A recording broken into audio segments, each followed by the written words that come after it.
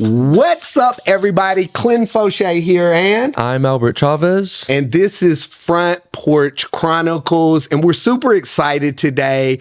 We have Ivana Petrovic on. Thank you so much for taking the time out of your busy schedule to come on. We appreciate it. Right. It's a little bit late over there, too, but thank you so much. Thank you, guys. So, first off, we wanted to say we know you had a birthday a couple of weeks ago. We wanted to say happy belated birthday. I know y'all wished you a birthday on there, but I need to know what your skincare regime is, because your skin, to be 30 years old, you look like you're still 21 years old. I drink a lot of water.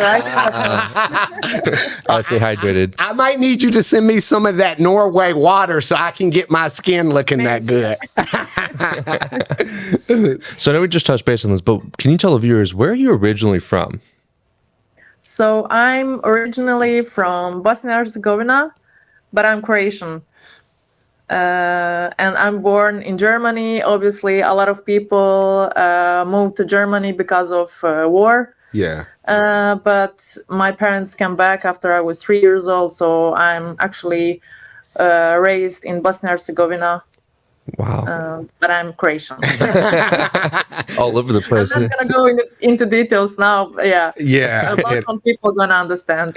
Exactly. So how was it growing up in Bosnia? Was it compared to, like, I know you've traveled to the United States, you traveled to here, like, compared to other places you've been, how was it growing up?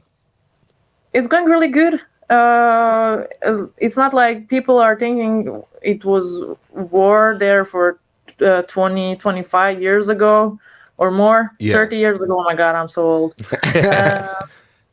But like right now, everything is good. Like nothing different from Norway, actually. But it's a lot of corruption. Yeah. Sadly, to say that, it's my country. Sorry, guys, but yeah, some of the things that's one of the things I moved from Bosnia. Yeah. Has Norway treated you right, since that's your new home now? Yeah. I really like Norway. It's beautiful. It's beautiful. Nicola always posts something and I'll be like, oh my goodness, when I come to visit, you got to take me to this place. I'm like, it's so beautiful all over the place. I'm curious, how did you and Nicole Rochelle meet? Did you guys train together? Actually, I trained in that gym before we opened our own gym. And her husband or her boyfriend, Clinton, he was my coach before. We was training together. Oh, yeah, that makes sense. Yeah. Yeah. Sweet. So we were trying I started my amateur career there. Awesome. So speaking of amateur career, what age or what started you with your MMA journey? Did you always have a love for it, or? Yeah, I really liked MMA. I was a big fan of Mirko Krokop. Yeah. And Old Pride. Yeah. I was watching the fight with my dad, but I never trained martial arts before my 17 years old. Yeah. And then I started with kickboxing in Bosnia and Herzegovina. And after some time, I moved from kickboxing to MMA, but I trained more grappling in Bosnia and Herzegovina. And then in 2015, I moved to Norway. And then I started to Nicole's gym, Larvik Kampsport, and I was training there, Muay Thai and MMA. Oh, wow. So you said you started about like when you're really young. Did you always know that you wanted to become a pro MMA fighter? Yes, I had a dream, but my parents really didn't like that sport. So I was training handball and I was dancing. I was dancing first, like for 5-6 years, and then I moved to handball.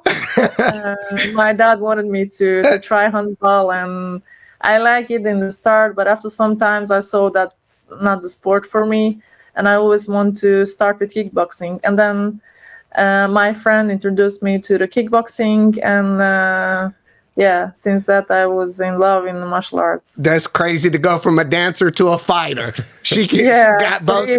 both angles. So what was your family's reaction whenever you said that they originally didn't want you to get in. Whenever you finally got into it, what was their reaction when you started winning fights and what was your family's reaction to you wanting to be a fighter full time? So they didn't like it so much. They didn't like when I moved to Norway because I was studying. I stopped to study after the second year. Yeah. And then I moved to Norway. They didn't like that so much. And then I started with MMA. Yeah. And or my mom was hating it. She was calling me every day, like, when you're gonna stop that?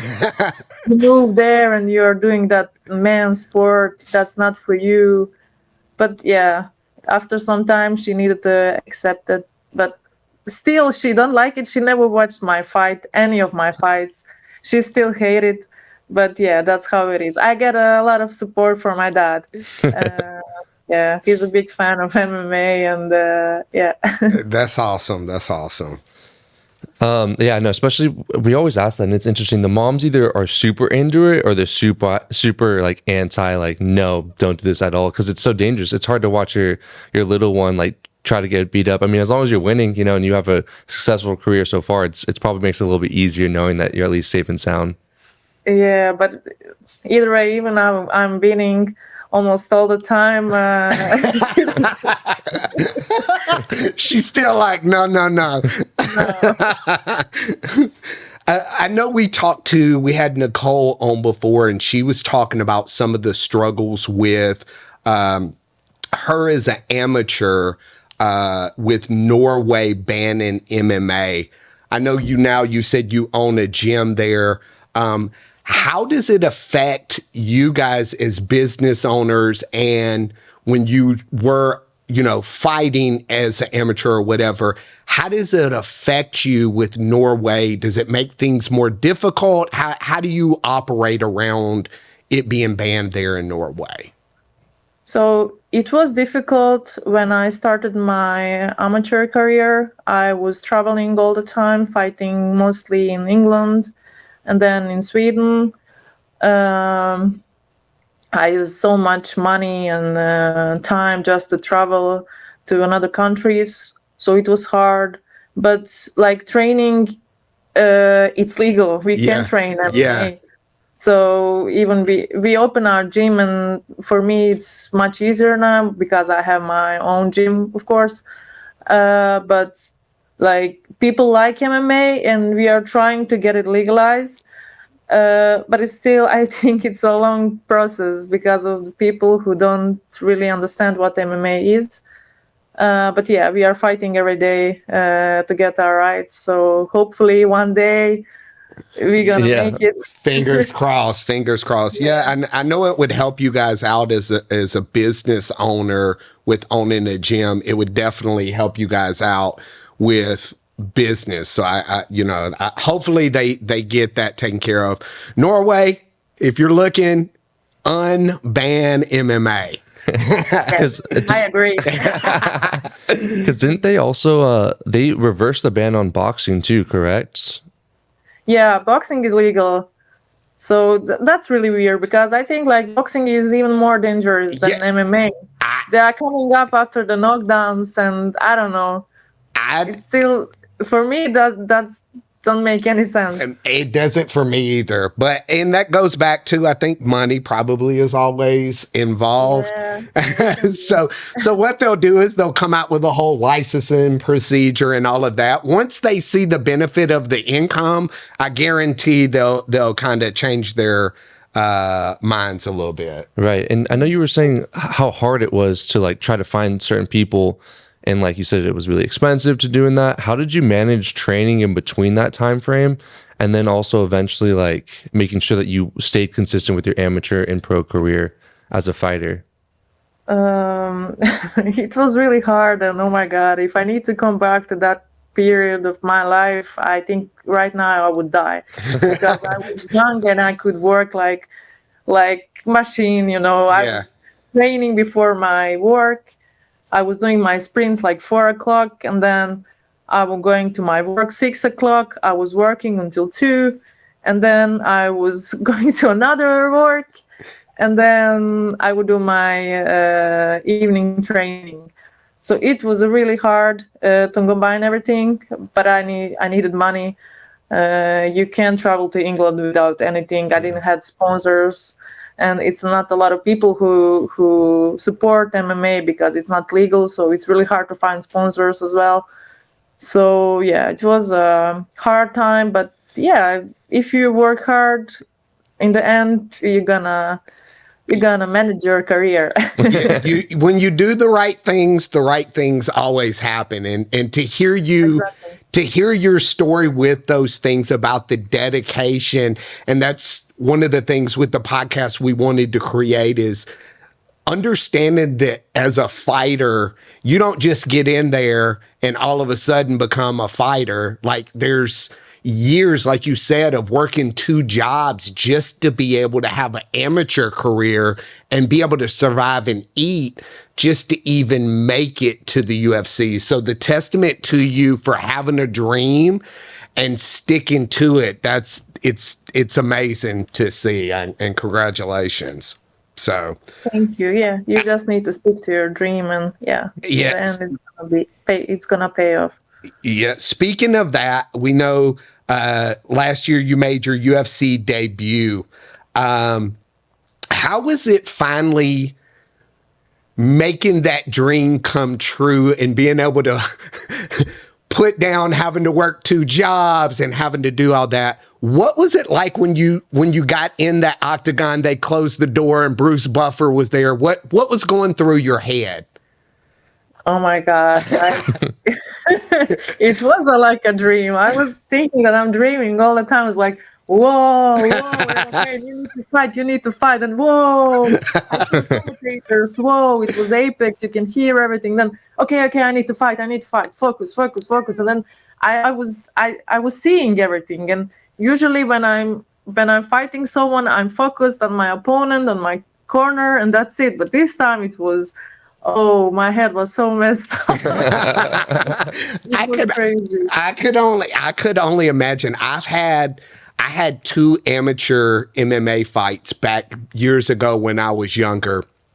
And I try to explain people, and this isn't even on the UFC level, but I try to explain to people whenever that cage closes, you can't replicate that mindset, because I was like you. I was like, okay, I know I need to do this. This is what I want to do.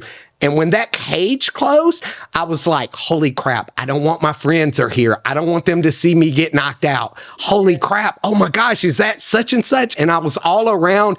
I couldn't even luckily, the second round, I caught my wits about myself, and then was able to get but that first round, it was all a blur. I remember my coach told me, he said, man, you came up.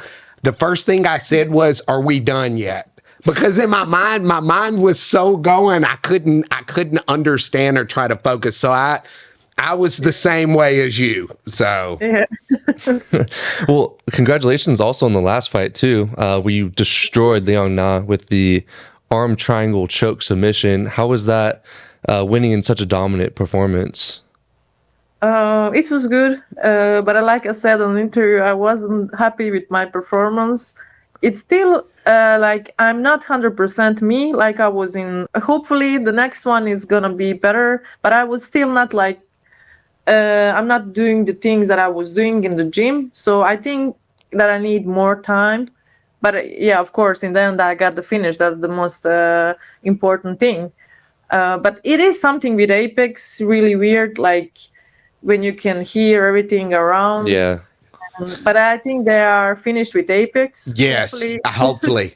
So I've been to as I told you before, Rafael dos Anjos is one of my best friends.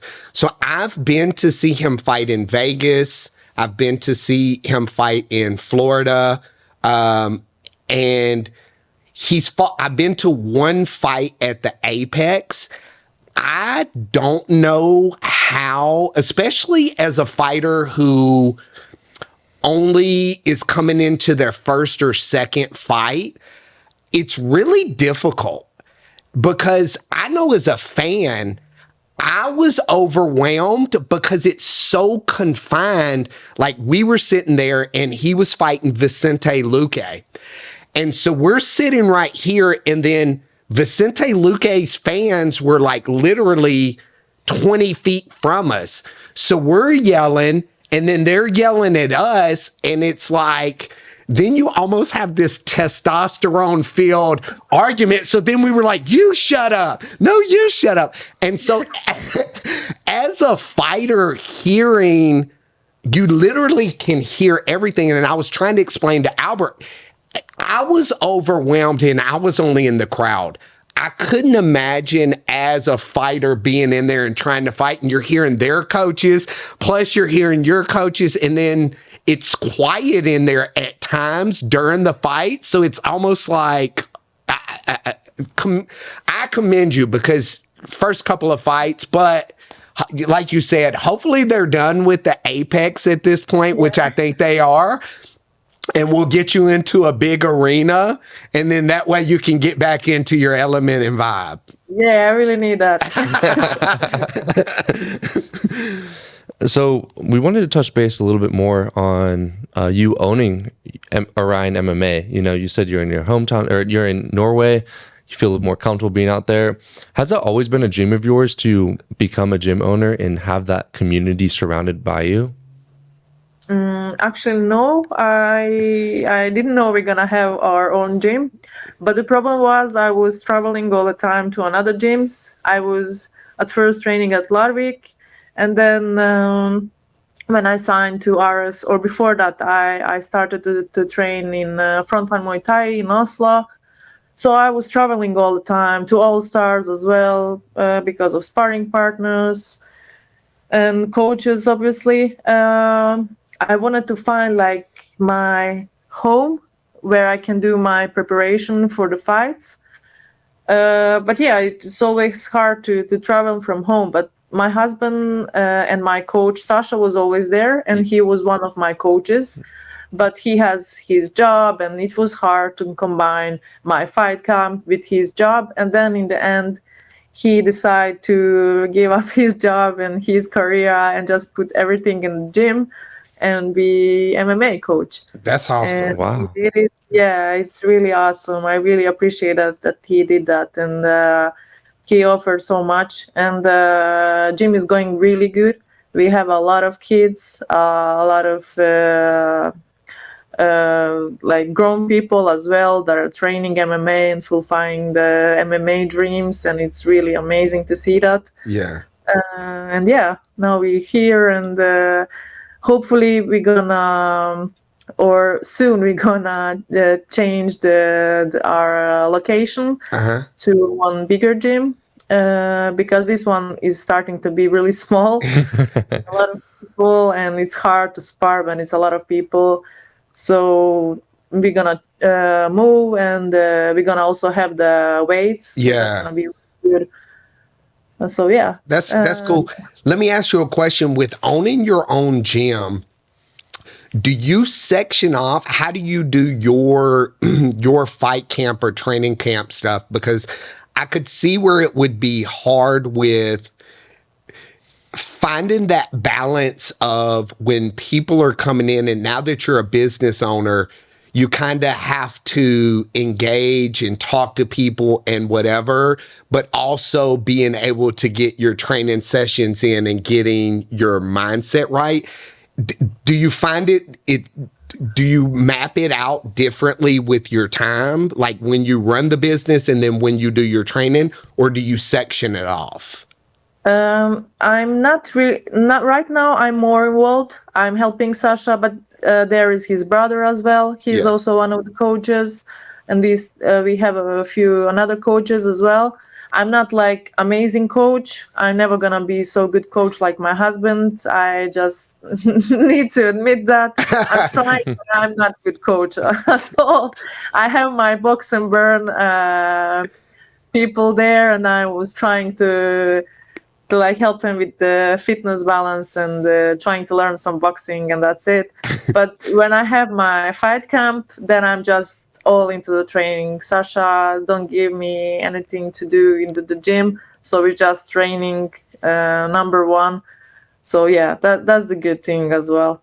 Yeah, I'm not a good coach either. I try to do the coaching. I'm really good at fighting, but I'm not good. If you give me too many things to think about, I'm not very good. It's kind of like how you said, I fight jiu-jitsu or MMA the same way that you said. Like, I can't think. If you give me too many things to think about, I'm like a squirrel, like they say, a squirrel looking all around. I have to just go and get it done. If you ask me to explain it, I couldn't explain it to you. I just do what I do. Actually, yeah, I always say that because when I'm doing something, people are, oh, how did you do that? I'm like, I don't know. I really don't know. Same. How do you find time? Are you a very scheduled person? How do you find time to balance your personal life and then your training and gym life? Is that hard to do, or are you a very scheduled person? I am a very scheduled person, and I'm trying to have some like free time with my friends, but it's still really hard. And most of my friends know that it's hard. Yeah. I'm really sorry. Sometimes like I feel like I messed some of my relationship because of I can go to some weddings or birthday or I don't know, because of my fight camps. You know how that works. Yeah. And people think that I'm mad or something. They don't understand that this is really like really important for me. After some times they figured that I live some like another kind of life.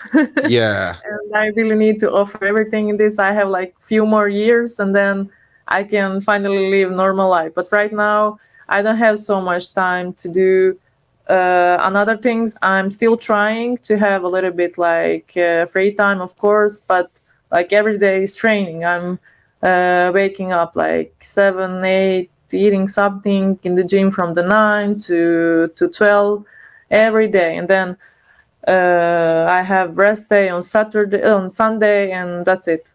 So yeah. Well, it's always hard because also one of the things that I talk about is a lot of people have in their mind that MMA fighters, that when you make it to the UFC, they think that you make this insane amount of money and they think that you're rich now. And people don't understand. People don't understand, like, average contracts with people that are starting, it's a 10 and 10. You make 10K. And like you said, even if you make 20K, you have to pay, managers 10%. You have to pay, luckily you've got a gym, so you don't have to pay a gym fee, but usually you have to pay a gym 10%. You have to pay taxes in whatever area that you fight in on top of all of those things. So people don't understand, and it's hard for them to understand that this is a job. It's a career. It's not just, oh, I wake up one day and I go in here and I say, hey, I'm going to fight, and we fight and I get paid this insane amount of money. The amount of money starting out, it's better than some people would make, but it's not like it's this money that you can retire on. People still have to work. They still have to do all of these things. And I think for you, it's going to be hard because you feel like you're at times letting people down, or that you're not giving them enough time. But the people that truly care and love you will understand, and get it. So don't put that pressure on yourself, because it's a career, and the people that will understand that are going to understand that, and they're going to be there regardless. And the people that don't understand that, yeah, that's true. Yeah. So yeah. Well, and it's hard too, because you're an athlete, so you only have the peak years too that you have. It's not like you have to your 65, 70 when people retire.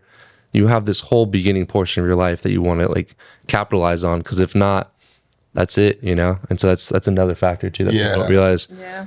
So I had a really interesting question. What is the biggest lesson that you have learned about yourself since becoming a professional MMA fighter? The biggest lesson.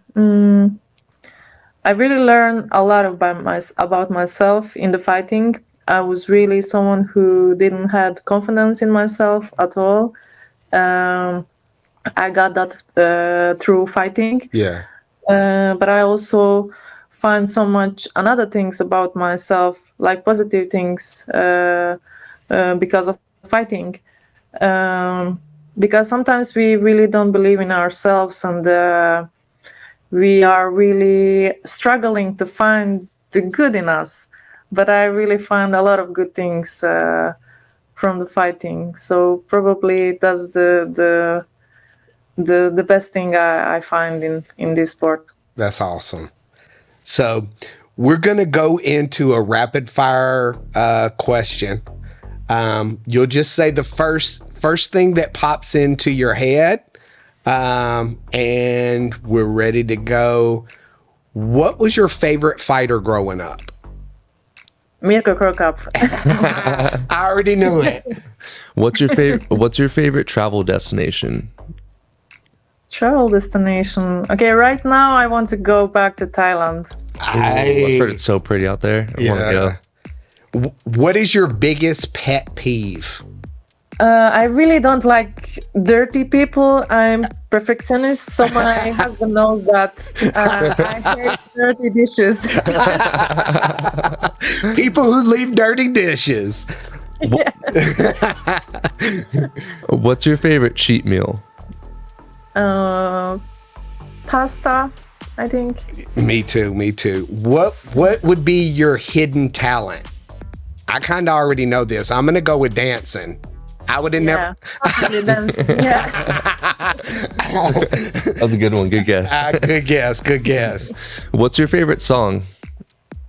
Paint and Black. That's my song. Okay. I love it. What is your favorite actor or actress? Either or.